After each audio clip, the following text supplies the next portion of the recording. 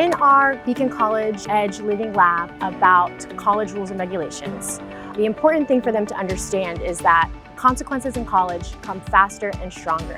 When they're in high school, a lot of students with learning differences are given accommodations more than they should be given. You know, there's a lot of wiggle room, and it's not the case in college. So we want to make sure that they understand that they need to be more proactive, who their resources are, and so engaging them in that lab and helping them be a part of, discussing the topic really helps them take that information in and take it to heart.